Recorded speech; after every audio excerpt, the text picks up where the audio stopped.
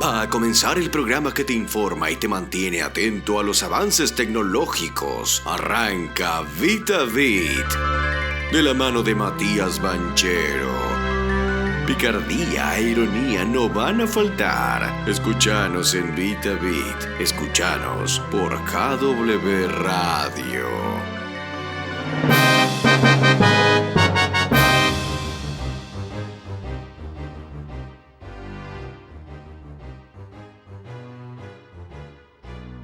Buenas noches a todos. Lunes 7 de febrero, 22 horas, nuevo programa de VitaVit, el sexto programa del año. Sexto programa del año. Mi nombre es Matías Banchero y hoy, 7 de enero del año 2022, vamos a continuar con esto que dejamos hace más de 2 semanas con Tim Berners-Lee Internet. Sabemos que casi el 60%, alrededor del 60% de la población mundial tiene acceso a Internet. Y si algo sucede en un lugar, todo el mundo se entera. Hoy vamos a hablar de la guerra híbrida. Este concepto que incluye el campo de la batalla tradicional, con misiles, con tanques de guerras, con aviones, con todo lo que ya conocemos de la Primera y la Segunda Guerra Mundial. Pero añadimos ataques sobre poblaciones, generar conflictos, guerras financieras, guerra de información, guerra de influencias, guerra psicológica y guerra de medios. ¿Todo para qué? Para construir narrativa. ¿En dónde? En el campo de la diplomacia internacional. Por eso, en el programa de VitaVit de hoy, del 7 de febrero del año 2022, vamos a hablar del ciberespacio, el cual es el próximo campo en el cual se busca regular y trabajar desde el punto de vista bélico internacionalmente. Y ahí, ante esa situación, China y Rusia han establecido una política concisa sobre ciberseguridad en sus respectivos estados, además de intentar extrapolar sus planteamientos a las Naciones Unidas a través de la Organización de la Cooperación de Shanghái, desde el año 2019. Vamos a hablar de esta vinculación tecnológica entre Rusia y China. No te pierdas esta hora de VitaVit, no te lo pierdas. Vamos por KW Radio y por la Radio Pública de Luján, FM 87.6. Comenzamos.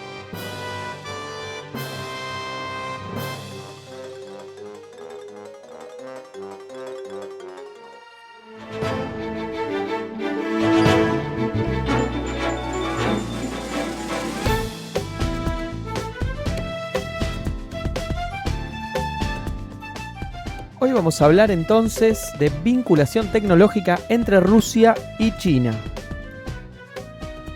La semana pasada, bueno, todos saben, ¿no? Desde hace 3 meses estamos, un mes, 2 meses, no sé la verdad ya, pero esto es un conflicto que lleva hace mucho tiempo entre la frontera de Rusia, Ucrania y bueno, la OTAN.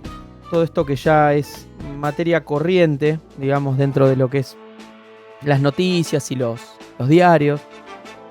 Esto lo tenemos clarísimo. Ahora hoy yo les propongo ir un poquito más allá y ver cómo Rusia y China están cerrando filas después de la escalada que vimos en las últimas semanas. De hecho, el jueves pasado, 3 de febrero, el Consejo y el Consejero de Estado y Ministro de Relaciones Exteriores de China, Wang Yi, se reunió con Sergei Lavrov y bueno, el día siguiente, el viernes, el presidente Xi Jinping sostuvo su primer reunión presencial con el presidente Putin, Vladimir Putin. En los últimos 2 años es la primera reunión que tiene presencial Xi Jinping. O sea, la importancia es, digamos, desde el punto de vista simbólico es grande, ¿no? Y lo que los reúne es la cita en los Juegos Olímpicos de Invierno, los que se inauguraron precisamente, o se abrieron en realidad la semana pasada. Y aparte hacer un encuentro en la fiesta de primavera china. De hecho, con la idea de planificar el año, ¿no? que recién comienza o comenzó la semana pasada. El día martes fue como la noche vieja china, el año del tigre. Y el miércoles comenzó, ¿no? El año nuevo chino. Momento de planificar para para el coloso asiático, el reino del medio, el Middle Kingdom, dirían los ingleses. Y en este marco se publicó en Twitter, y yo lo comenté, de hecho también en mi Twitter, @mbanchero, el documento que publicó la Federación Rusa en nombre de Vladimir Putin, que vamos a abordar, ¿no?, desde el punto de vista estratégico y tecnológico. Principalmente lo voy a enfocar en ciberespacio y la cooperación, ¿no?, en esta unión que se está dando, en principio euroasiática, ¿no? Euroasiática, que le llaman. De hecho, ambas partes, o sea, cuando digo ambas partes, digo Rusia y China, acordaron mantener la paz y la estabilidad en sus esferas de influencias, ¿no? En la región Asia-Pacífico. Pensemos que Rusia, bueno, es ¿no?, una división entre Europa y Asia, la famosa Eurasia, los Urales, es esa unión. Y ellos lo que buscan entre ambos es mantener esa esfera de influencia en Asia-Pacífico. A China le importa mucho el poderío armamentístico que tiene Rusia. Y se quieren oponer, obviamente, a cualquier intento de crear cualquier tipo de bloque antagónico o confrontación entre grupos en esa zona de influencia, ¿no? De la cual Estados Unidos, como vemos, se va retirando lentamente. Veremos qué pasa con Taiwán, que también hubo ruido antes de lo de Ucrania, pero bueno, la ola de Ucrania lo tapó. Vamos a ver qué pasa ahí también. Y además, obviamente, estas dos partes interesadas en sostener esta esfera, tanto Rusia como China, convinieron ellos en este documento que les cuento llevar a cabo coordinación y cooperación, ¿no? Tanto entre la Organización de Cooperación de Shanghái, la OCS, y la Organización de Tratado de Seguridad Colectivo, ¿no?, la OTSC. O sea, relanzaron estas organizaciones, estas cooperaciones. Bueno, en estos días también lo tuvimos al presidente de Argentina por allá, por Rusia y por China, ¿no? Y la idea de ellos, ¿no?, en el documento que han firmado es el de promover la paz y la estabilidad, principalmente en Afganistán, ¿no? Ahora que se retiró Estados Unidos de ahí, de la zona de Afganistán, que ya lo tenía planificado, la idea es transmitir y generar estabilidad en esa zona, ¿no?, que, bueno, históricamente ha sido una zona conflictiva y bueno, de mucho ruido internacional, por lo menos en lo que yo recuerdo este siglo, y bueno, y vienen desde tiempos inmemoriales, ¿no?, en esa zona conflicto. Y finalmente, lo que les decía, ¿no?, firmaron un acuerdo de entendimiento, se comprometieron a fomentar cooperación en los BRICS, por ejemplo. Vuelve a aparecer el tema de los BRICS, vuelve a aparecer la idea esta también de bueno, con vistas a las elecciones que hay en Brasil ahora, este 2022, y bueno, la posibilidad de o Bolsonaro bis o la vuelta de Lula. Vamos a ver qué pasa ahí. Luego, obviamente, en BRICS tenemos a India, que tiene poderío armamentístico y bueno, y está bastante plantado en el ciberespacio también. Y obviamente China y Sudáfrica, que Sudáfrica, después del Mundial y como ese push que tuvo, se vino como a menos, ¿no? Me da la sensación. Pero bueno, vamos a ver Sudáfrica. Y obviamente todo esto lo intentan hacer cooperando de cara a Naciones Unidas, para obviamente salvaguardar, ¿no?, las normas de relaciones internacionales y todo lo que tiene que ver con la seguridad regional. Y aquí es donde nos paramos nosotros.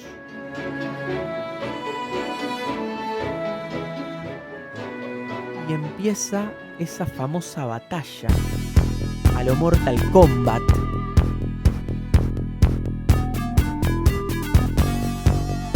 La guerra cibernética, ¿no? Y la guerra cibernética que se viene. Entonces, vamos a poner otro observador y vamos a complejizar un poquito más el argumento del debate.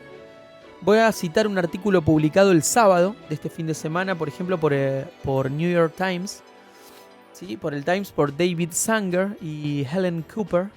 Ellos dos, que escriben asiduamente para el New York Times, sostienen que hubo reuniones privadas la semana pasada entre altos funcionarios de Joseph Biden, el presidente de los Estados Unidos. Se reunieron más de 6 horas con legisladores de la Cámara de Representantes y senadores de los Estados Unidos, el día jueves más precisamente, y los funcionarios advirtieron que si el señor Putin, como dicen ellos en el artículo, eligió la más agresiva de las opciones, o sea, llevarlo a una guerra militar, no excederse de esta guerra cibernética de la cual les voy a contar en un ratito cuáles han sido los impactos grandes que hubo principalmente sobre Ucrania, él dicen, ¿no? Los mismos funcionarios, altos funcionarios de Biden, a los representantes del Senado de los Estados Unidos, según estos dos escritores del New York Times, que podría rodear y capturar rápidamente Kiev, ¿no? Destruir, obviamente, al presidente elegido actualmente democráticamente en Ucrania, a Zelensky, y también advirtieron que la invasión podría provocar una enorme crisis tanto de refugiados en el continente europeo, pero principalmente, por ejemplo, en Polonia, que está bastante preocupada por el tema, ¿no? Y acá vuelvo al concepto de guerra híbrida que les decía hoy, ¿no? La guerra ya no se juega solamente en el espacio de los misiles, la guerra tradicional, la guerra clásica de armas, sino que ahora hay guerras de información, guerras mediáticas para generar, guerras psicológicas para cambiar la percepción de las personas, guerra cibernética. Todo esto se hace a través de internet, ¿no? Como les decía al principio del programa, más del 60% de los usuarios de las personas, en el mundo están conectadas a internet, como los veíamos programas atrás cuando hablábamos de Tim Berners-Lee y bueno, todo lo que tiene que ver con la identidad digital dentro de este espacio, ¿no? Que es internet, y que evidentemente necesitamos ordenarlo de alguna manera porque está totalmente desmadrado. De hecho, la misma nota habla de que los funcionarios europeos, en contraposición, ¿no? Examinando las mismas pruebas que tienen los funcionarios de los Estados Unidos, sugieren que Putin va a empezar mucho más despacito, va a probar la reacción y va a comenzar con ciberataques, ¿no? Por ejemplo, intentando paralizar redes eléctricas, suministro eléctrico dentro de lo que es Ucrania, ¿no? Generando mucha frustración y en esta época de frío, complicando muchísimo la cuestión en Ucrania. También ataques sobre las comunicaciones de Ucrania, que ahora les voy a contar algunas cositas, pero atacar las comunicaciones de Ucrania, tirar abajo sistemas, por ejemplo, sistemas de salud, sistemas, por ejemplo, de gestión ciudadana, ¿no? Todo lo que tiene que ver con hacer gestiones, ya sea nacionales, provinciales o municipales, todo esto limitarlo, ¿no? Cortar el país a la mitad, básicamente. La idea es un poco seguir socavando lo que ya sucedió en Donbass y Luján, que Putin, por ejemplo, si uno le pregunta, él sostiene que obviamente fue una decisión soberana de la gente de esa zona, del territorio, que decidió, ¿no? Porque, bueno, son rusófonos, rusófilos y bueno, decidieron pertenecer o ser parte de lo que es Rusia. Bueno, acá hay diferentes miradas. De hecho, los funcionarios europeos dicen que esto sería como la idea, ¿no? Ir socavando lentamente. Y del lado de los funcionarios europeos creen que no va a ser de golpe, sino que poco a poco. Así que vamos a ver si hay acciones militares o no. Yo no creo. Sí, estamos con el tema de las sanciones, obviamente, las sanciones económicas. Esa es la forma que encuentra la Unión Europea también de intentar frenar y detener los ataques de Rusia, ¿no? ¿Por qué? Porque ante las sanciones económicas obviamente le desestabiliza la economía, le desestabiliza el rublo, también puede ser no un látigo o un boomerang, no un efecto, porque si también desestabilizan a Rusia puede volver como en contraposición con precios muy altos de energía, como los máximos que estamos viendo hoy en el petróleo, por ejemplo, estaban $94 hoy a la tarde. Entonces, bueno, para sostener todo esto yo me voy a apoyar en un documento del 21 de enero, que habla de los ciberataques en Ucrania.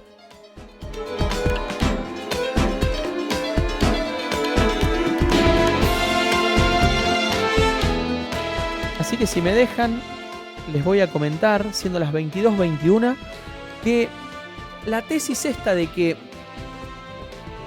hay una ciberguerra, ¿no? Obviamente entre Rusia y Ucrania, y que el peligro que hay grande es de que esto se extienda a nivel mundial. Por eso al principio les contaba también de estas esferas de influencia que se están armando, que ya están bastante consolidadas, dicho sea de paso, por ejemplo, la esfera de influencia de los Estados Unidos, con los tratados internacionales que tiene en Occidente, la alianza de los Five Eyes y el AUKUS entre lo que era antiguamente el Reino Unido de Gran Bretaña, más algunos que se suman ahí al baile.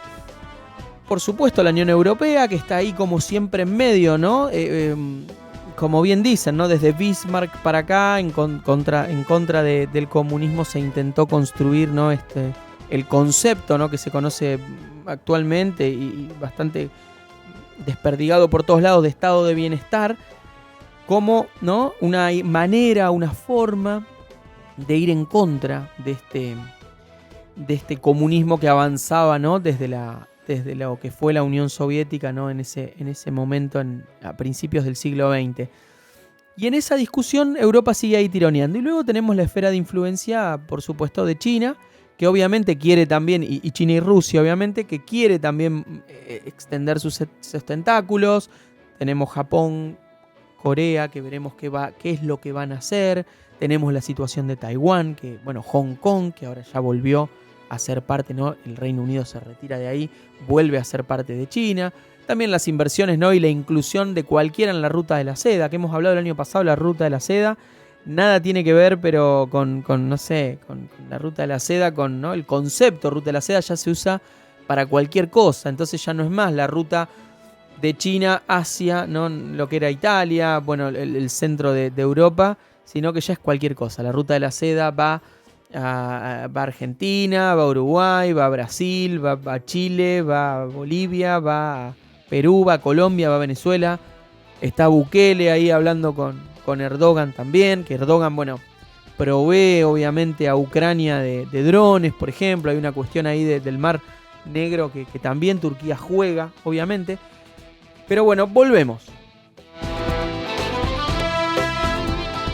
Voy a poner un temita, un temón, y vuelvo con esta nota del MIT. MIT que es una nota presentada por Patrick Howell del 21 de enero y se detalla exactamente el ciberataque que tuvo lugar durante el mes de enero sobre Ucrania. De hecho, voy a apoyarme en un documento publicado por nosotros, por Immuniweb, empresa en la que trabajo en Suiza, y que nosotros nos dedicamos a la ciberseguridad y publicamos, ¿no? los aspectos más relevantes y claves en este espionaje y en esta guerra cibernética entre Rusia y China. Luego de este gran tema. Seguimos con mucho más Beat a Beat, de la mano de Matías Banchero y sus sospechosos secuaces.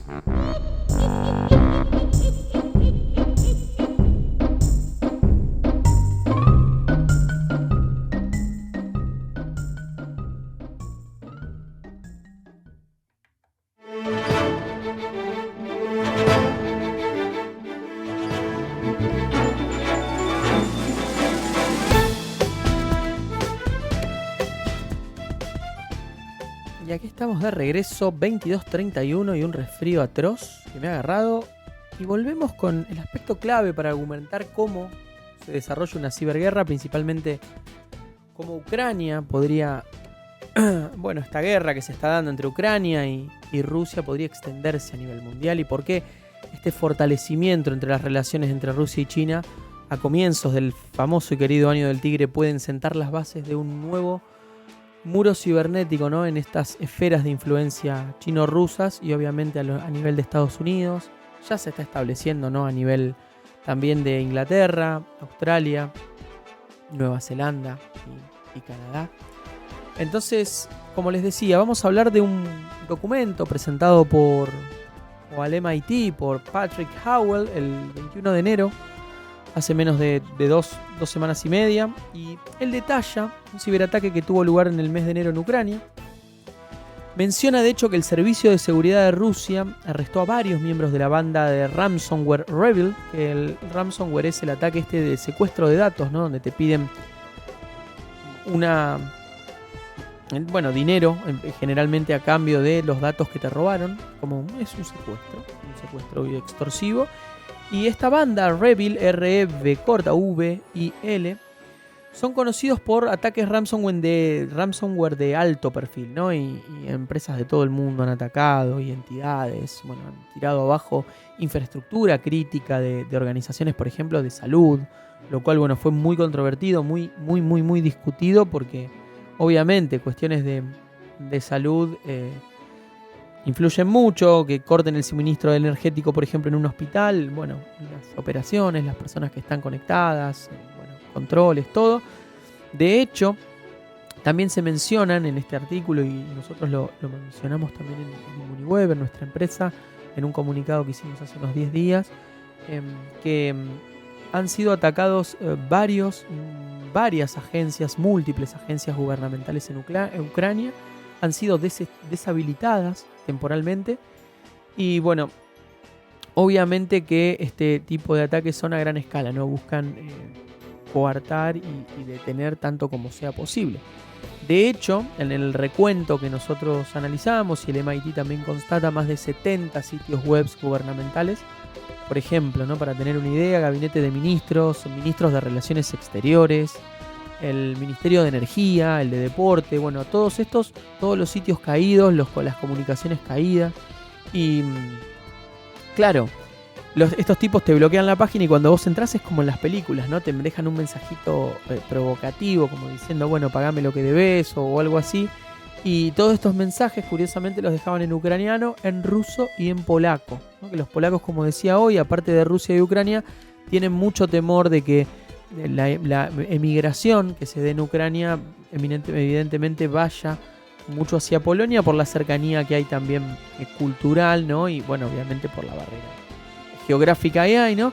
Y bueno, obviamente que también se hicieron públicos datos de los ciudadanos, ¿no? Y bueno, tras esos ataques, finalmente me gustaría mencionar que el Servicio de Seguridad de Ucrania hizo una declaración, ¿no? Emitió un comunicado que después lo voy a compartir en el video de YouTube, en mi canal de YouTube. En los comentarios del video, una declaración publicaron diciendo que no se habían comprometido datos personales y que los sitios web gubernamentales afectados habían sido completamente restaurados.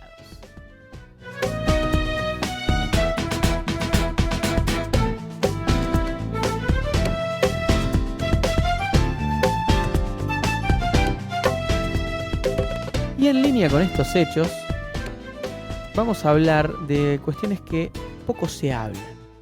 Esta guerra híbrida, de esta hybrid warfare, o como quieran llamarle. Tenemos la idea, la concepción, el hábito, ¿no? De que la guerra tradicional es con tanques, con misiles y demás. Vamos a agregar un poquito de info. El 15 de enero, por ejemplo, fíjense, ¿no? Publica Microsoft desde su Threat Intelligence Center que ha identificado operaciones destructivas a múltiples organizaciones en Ucrania. Ellos no la catalogan como ransomware, o sea, como un ataque de secuestro de datos, sino como un malware, como un virus maligno, digamos, como un programa malicioso, un programa maligno, como quieran llamarlos, malintencionado, obviamente, que viene del inglés, malware, o código maligno. Y es un software, cualquier tipo de software, digamos, que hace que daña sistemas informáticos, ¿no? Con una intención. Lo meten, pueden ponerlo a través de, bueno, inocularlo con algún dispositivo, o pueden enviarlo, pero la idea es que, sin el conocimiento, obviamente, de los usuarios, esté destruyendo el sistema sin que uno se dé cuenta. Y bueno, finalmente lo que genera es que los dispositivos que alcanza, los servidores, las máquinas, las computadoras, lo que sea que alcance, termina quedando inoperable, ¿no? O sea, no pueden hacer nada, y bueno, es el ataque más habitual, ¿no? Lo raro es que habitualmente piden rescates, ¿no? Para detener estos ataques, y en este caso no. En este caso, Microsoft publica en su Threat Intelligence Center, el TIC, publica que atacaron a más de una docena de sistemas en Ucrania y nada. Este ataque se replicó, y la metodología se replicó una y otra vez. Después les voy a dejar esta información de Microsoft, del mismo blog de Microsoft, de la parte de seguridad. Y como último punto,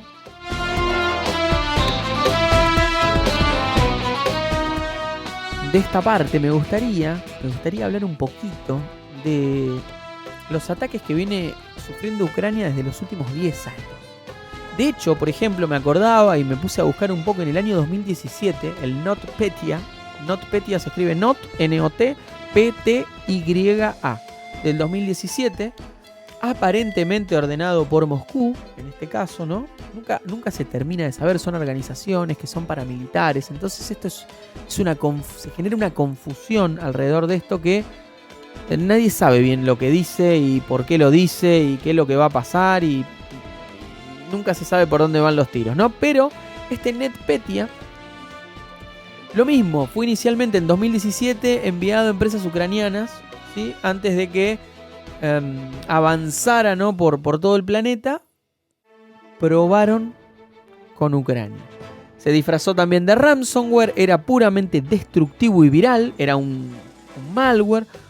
Y obviamente el que vimos la semana pasada, que lo llamaron Whispergate, también era más o menos parecido. Parecía un ransomware, pero terminó siendo un malware que al final lo que quería era destruir, ¿no? Hay una diferencia, obviamente, son procesos técnicos bastante diferentes, ¿no? Los que, según el análisis de los expertos a los cuales pude acceder, los procesos técnicos que logran esa destrucción, si se hace la comparativa, el Whispergate y el NotPetya del 2017 también sobre Ucrania, este último aparentemente es menos sofisticado, no está diseñado para propagarse rápidamente, y Rusia obviamente negó cualquier vínculo, cualquier relación y demás con Moscú, pero la realidad es que en ese momento el NotPetya, por ejemplo, también había incapacitado y cortado las comunicaciones de puertos, de corporaciones multinacionales muy grandes, de agencias gubernamentales.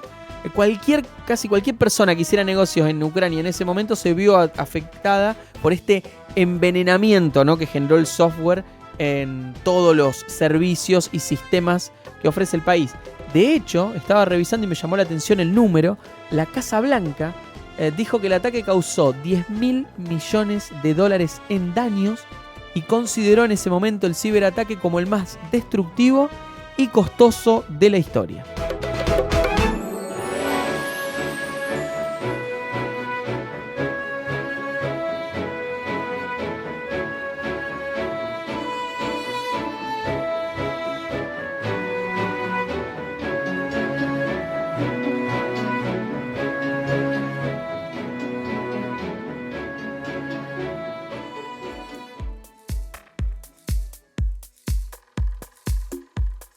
Ahora vamos a ir con este último tema de VitaBit, de este VitaBit del 7 de febrero del 2022, siendo las 22:41 en toda España.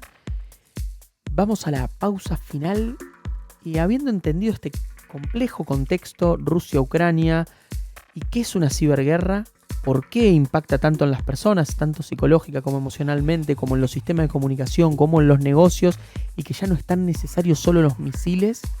Habiendo entendido todo esto, vamos a ver, ¿no? Y la situación que se vive actualmente entre la esfera de influencia de la OTAN y la esfera de influencia ruso-china en el ciberespacio.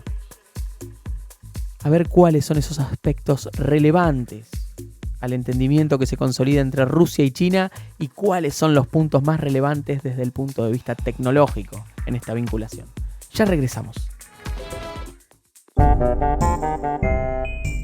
Seguimos con mucho más VitaBit de la mano de Matías Banchero y sus sospechosos secuaces.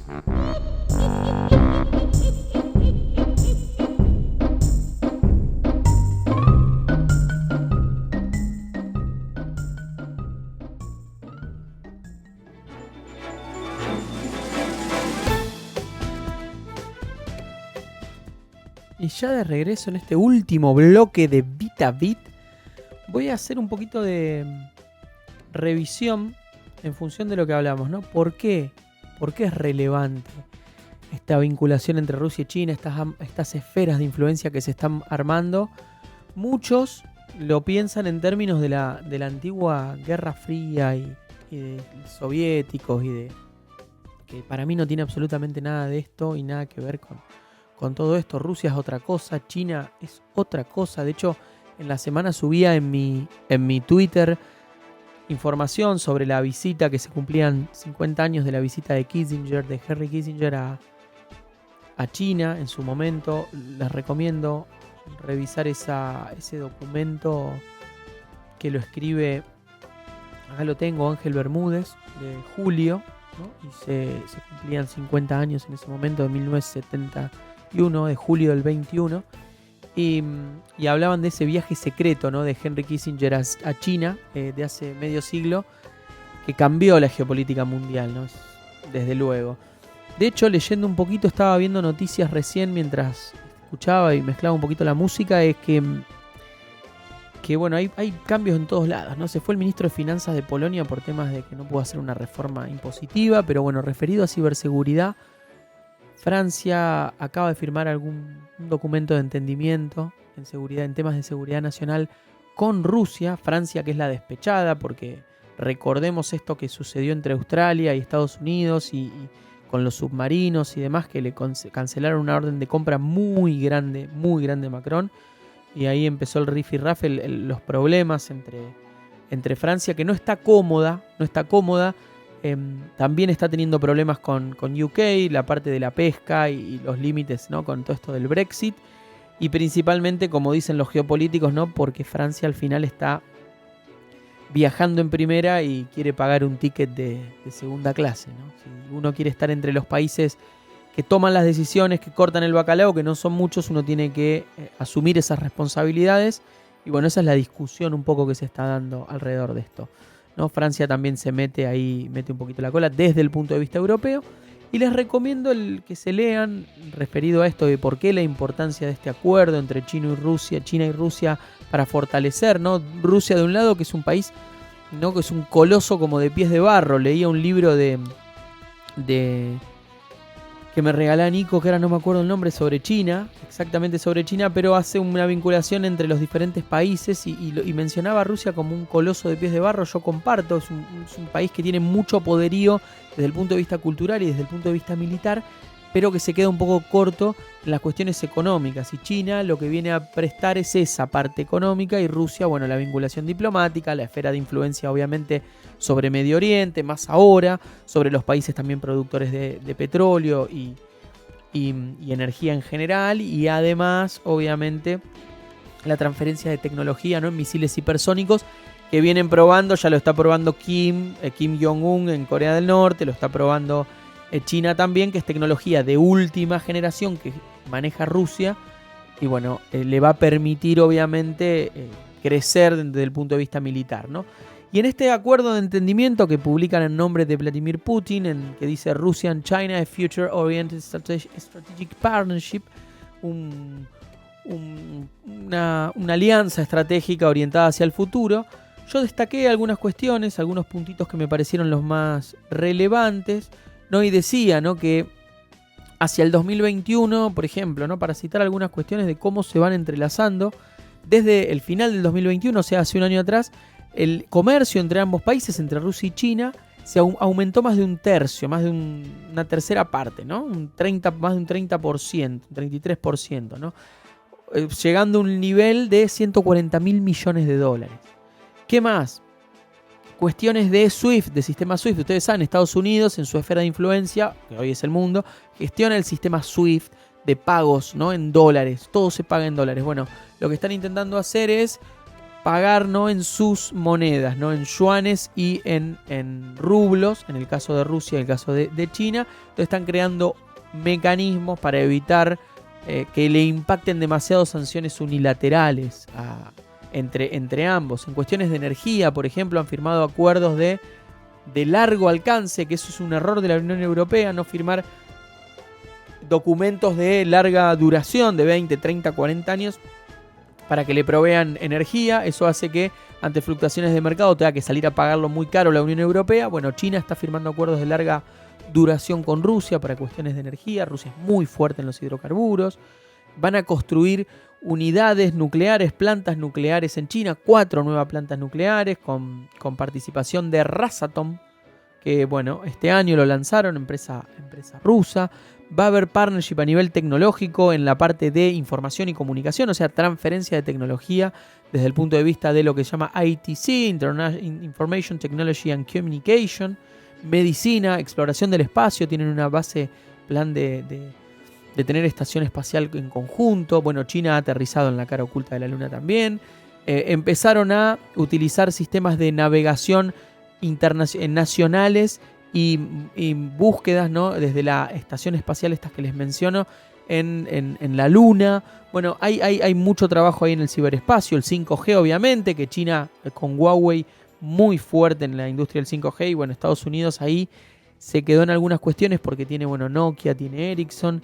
Además de esto, también quiero resaltar la fuerte inversión que va a hacer en el este, a nivel de transporte, en el transiberiano este, del lado de China, y para aumentar las capacidades de transporte por más de un 150% de aquí a 2024, para poder cruzarnos con el transiberiano hasta Alemania, principalmente Duisburg, que lo vimos también en VitaBit el año pasado, cómo se construyó esa ruta de la seda y lo importante que es poder trasladar por tren en el transiberiano desde Rusia mercancía hacia la Unión Europea y obviamente hacia Moscú. Y también Rusia va a invertir en infraestructura portuaria en el este, ¿no? Finalmente, de mi lado decir que desde el punto de vista geopolítico, como les decía hoy, refuerzan cuestión de BRICS, RIC, el Shanghai Cooperation Organization, la SCO, obviamente que también la van a reforzar. Y se habla en el tratado también del G20 para cuestiones como la pandemia, por ejemplo, o lo que es la lucha contra el cambio climático, abordarlo no desde un punto de vista de 3 o 4 países y querer trasladarlo, sino desde el punto de vista del G20. Vamos a ver cuánta potencia tiene esto, porque como sabemos no cae. Y bueno, después habla de cuestiones, ¿no? de restaurar el crecimiento económico, la cuestión de las vacunas, que también acá Sputnik en Europa, cuando digo acá en Europa no termina de validarse. Bueno, esto es importante, y obviamente reducción de las skills digitales, que va a ser clave para el futuro en todas partes del mundo, no solo en la región euroasiática, sino también aquí en Europa, en América Latina y en Estados Unidos. Y para terminar,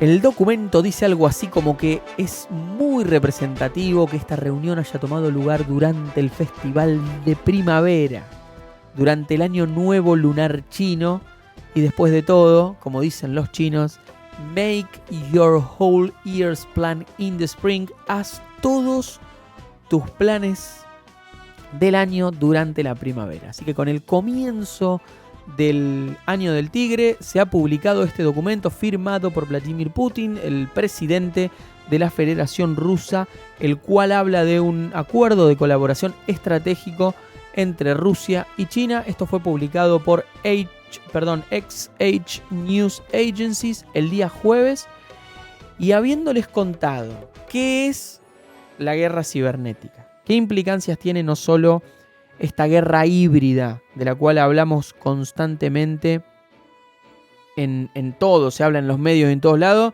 y lo abordamos en VitaBit.